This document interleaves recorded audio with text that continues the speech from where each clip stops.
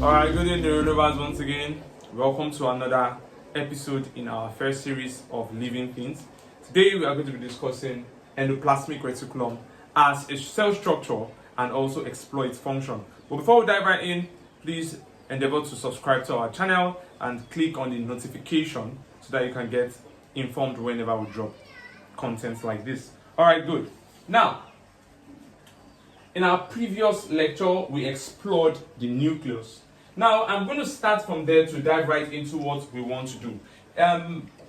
The structure you see right here, these two structures right here, they are called the endoplasmic reticulum. They are called the endoplasmic reticulum. But this right here is the smooth endoplasmic reticulum, while this, as you can see, is the rough endoplasmic reticulum. By visualizing it, you see that that's rough, less more organized, this is more organized, this is kind of neat, yeah. But scientifically, as a biologist, you should understand that the rough endoplasmic reticulum, also called the granulated reticulum, are you there now? Is rough due to the presence of what? Of ribosomes dispersed around its membrane. So all these red things here that makes it rough are ribosomes. So they are rough because they contain ribosomes. They have ribosomes. So I'm just writing there, rough endoplasmic reticulum, they possess ribosomes. But you can see the smooth endoplasmic reticulum, there are no ribosomes, and that's why they call it agranulated reticulum.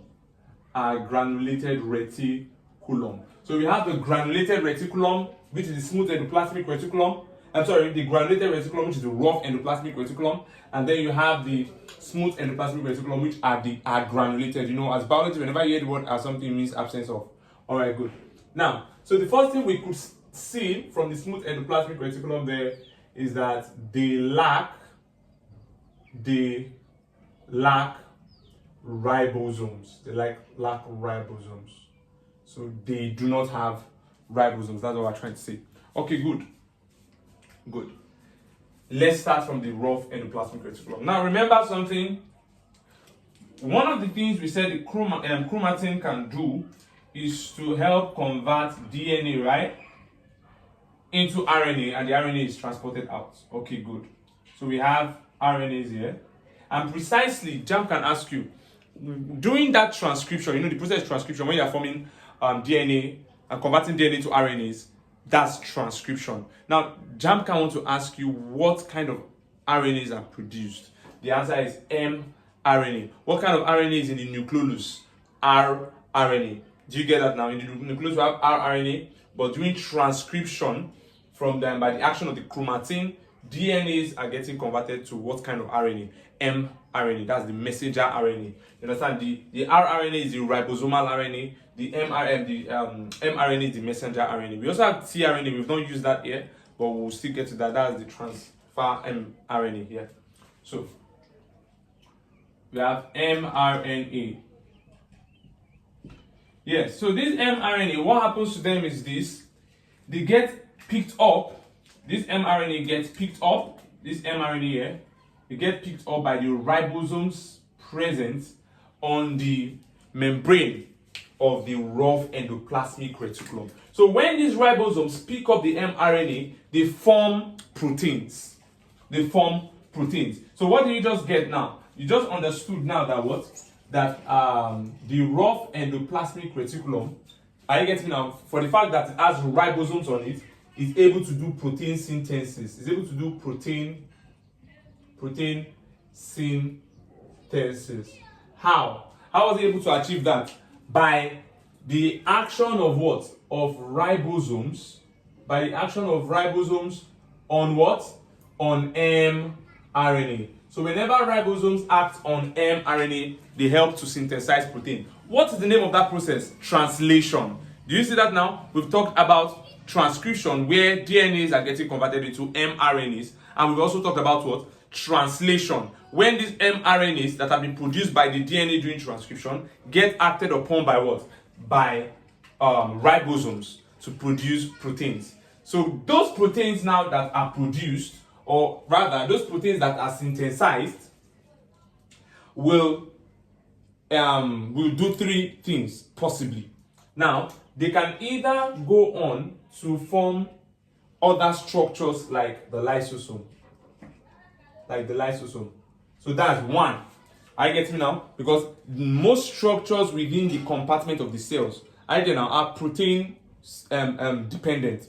They depend on proteins for their synthesis, for them to exist. So one of the structures is that the protein that have been synthesized by the endoplasmic reticulum, precisely the smooth, can go on to incorporate to form the lysosome. While some can go to the membrane of the cell. Because when we get to membrane of the cell, you find out that on the membrane of cells, cell membranes, which is the outer boundaries of the cell generally, they have transporters. They have proteins, integral proteins and all, but we'll get there. Let's not rush that, right? So the point is, the protein synthesized during this translation process, where mRNA is acted upon by ribosomes, can either be used or incorporated into formation of the lysosome, or can go into the membranes, either now of the cell or other structures within the cell. Are you getting now? Another thing again that can be done to them is that they can be excreted. Yes. They can also be excreted, yeah. Either now, they could also be excreted. After being excreted, then that's then being removed from the cytoplasm of the cell. Okay, that's one for that one. Now, another thing again, the rough endoplasmic reticulum can do is to pick up proteins. Let's take, for instance, this a protein is synthesized. Maybe this is the protein here. Okay, let me use green for the protein. So we have this protein synthesized there. In fact, let's make it straight first, because the protein will first be a straight chain. So this is the protein here. This protein gets synthesized. This rough endoplasmic reticulum picks up this protein and does something to the protein. While the protein was linear, that's straight in chain, when you get into the rough endoplasmic reticulum, the endoplasmic reticulum performs the function of folding it. So you can see that now you get in, then now you can see it's folded. So that's another function of the rough endoplasmic reticulum. Folding of proteins. Somebody will ask now, as a JAMBite, what's the significance of folding proteins? I get it now. Even JAMB can ask, which of the following is significant for the folding of protein, or which of the following is a function of the endoplasmic reticulum? Now, there you see folding of proteins, which is one of the rare options that students are conversant with, or you see activation of protein. Now, what am I trying to tell you there?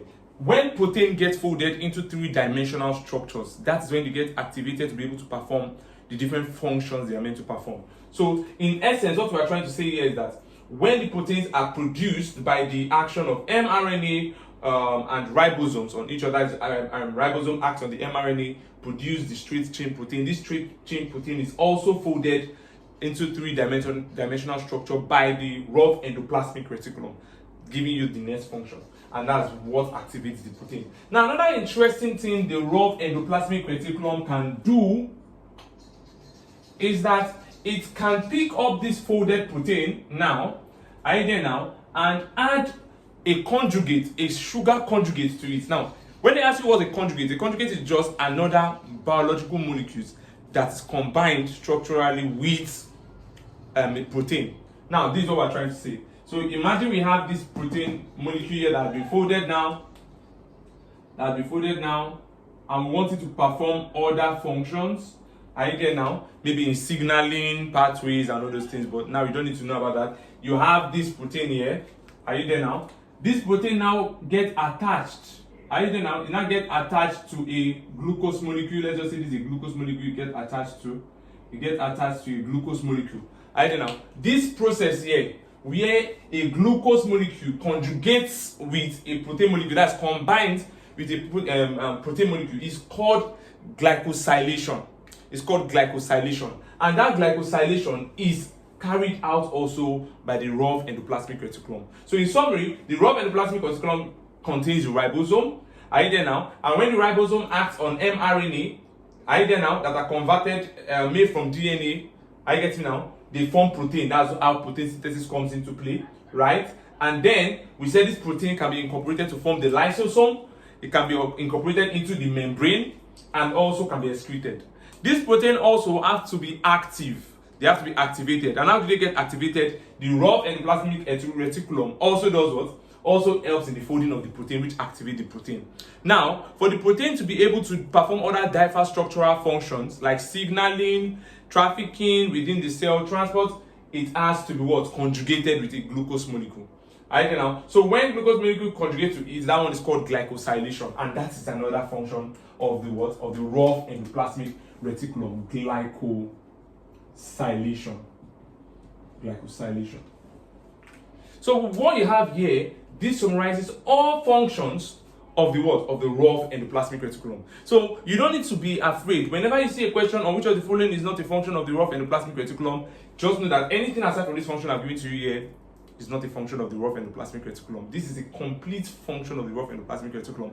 As JAMB that we are preparing, you have to make sure you have the in-depth knowledge of everything in the syllabus. And here in Neuronova Science, we always make sure that every single detail, hidden facts within the curriculum are exposed during the lectures. So feel free to also ask questions in the comment sections and we'll respond to you. Okay, good. Now, the smooth endoplasmic reticulum performs a diverse function that's different from the rough endoplasmic reticulum. Now, let me make you understand something. The point there is that endoplasmic reticulum, regardless whether smooth or rough, will always transport materials, right? So they always transport materials. So what we are doing now are the specific functions. So have it in mind that these guys will always transport materials. They will always transport materials.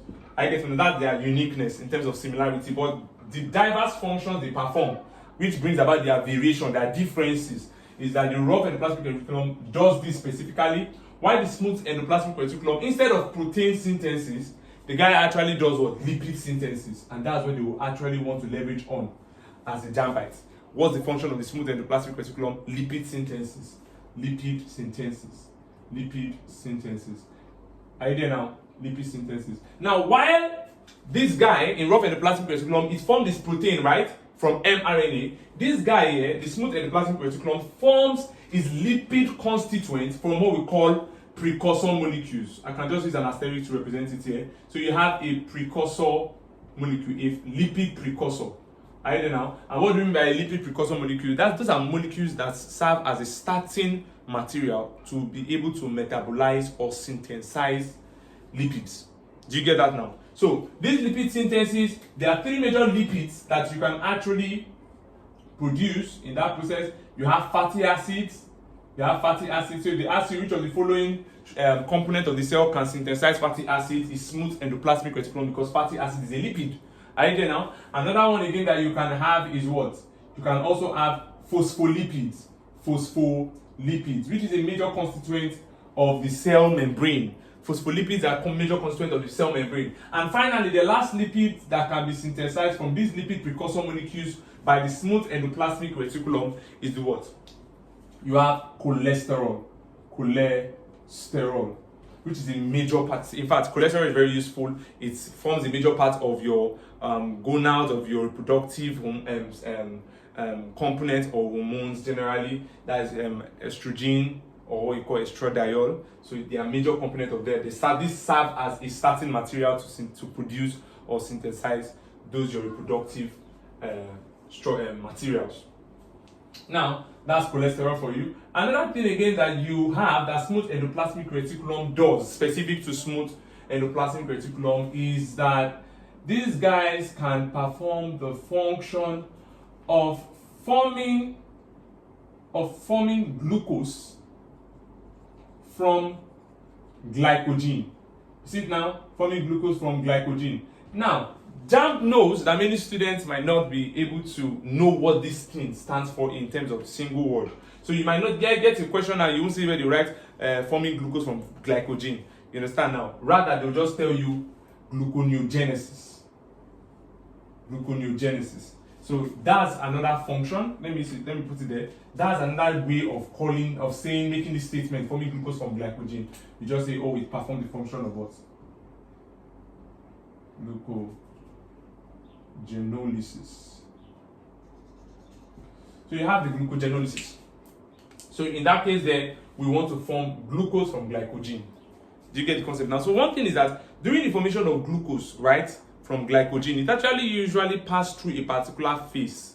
That phase is called the glucose phosphate phase. So you have glycogen, for instance, and glycogen will later go to form glucose. But before it forms glucose, what we're trying to say is that it forms glucose 6-phosphate. Glucose 6-phosphate, right? And then glucose 6-phosphate will now move to come and form the what? Glucose. So these things happen in your body whenever you are short of glucose. Are you there now? Whenever you are short of glucose, this thing happens. So what happens there is that the smooth endoplasmic reticulum has a hormone. It synthesizes a hormone that we call glucose 6-phosphatase. Now that's glucose 6-phosphatase. Whenever you hear the word ACE, that's an enzyme. I guess now. So it has an enzyme, and that enzyme tends to enable the ripping off of these 6-phosphate. It removes the phosphate so that you can have the glucose left. So glucose has been produced. That's why we said forming glucose from glycogen. Now we have a clearer picture of how that happens, and the name of that process is what? Glucogenolysis. Are you getting that now? So another important thing that smooth endoplasmic reticulum does is that it detoxifies. It detoxifies. So I'm going to put that here. It also aids in detoxification. Detoxification. Yes. So it's usually found in the liver. That's why you have a lot of smooth endoplasmic reticulum present in the liver there, because of the fact that this smooth endoplasmic reticulum can also help in the production of a particular enzyme. And what's that enzyme called? CYP450. Big word, right? Big word. CYP450. When you check your curriculum, you see that these things are things you're supposed to know. Now, CYP450 is also called cytochrome P450. And what's the basic thing this guy does? Metabolize materials. So when you take in drugs, either now when you have toxins in your body, either now, so you have drugs, you have toxins, this guy enables the conversion of these things into inactive form. Are you getting me now? So that's the process that we call biotransformation. Biotransformation. So when they ask you any question pertaining to the function of smooth endoplasmic reticulum, you need to be vast. You need to know where you are going to. You need to know all the processes, all the ways they can represent the names. So here now, from what I just said earlier, smooth endoplasmic reticulum can aid in detoxification by what? Biotransformation of harmful materials, right? That's that for that.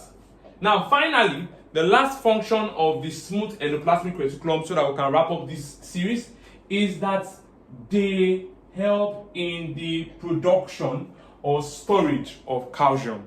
So they help in the production or storage of calcium. Let's put that here in neuronovas. Let's put that in neuronovas. It helps in the formation or storage of calcium. So storage of calcium. So calcium is stored in the smooth endoplasmic reticulum and can be released when necessary from the smooth endoplasmic reticulum. Let me just give you guys one take home. Now, in the muscle of individuals, right, we move. And we move as a result of repeated contraction of our muscles. Now, what helps us in eliciting such actions? What helps us in eliciting contractile actions is calcium. So you find this endoplasmic reticulum present in the sarcoplasmic reticulum. Now listen, endoplasmic reticulum, sarcoplasmic reticulum, they are the same, just sarcoplasmic reticulum is the endoplasmic reticulum of the skeletal muscles. So keep that in mind. In case JAMB uses the word sarcoplasmic reticulum, you will know that in neuronova science we've exposed it to you that sarcoplasmic reticulum is the same thing as endoplasmic reticulum. So that will be all for this series. I hope you did enjoy the lecture. Make sure you don't forget to subscribe to our channel and also click on the notification bell below. Drop your comments and we'll attend to you. Ensure you stay connected to us and do your personal studies as well.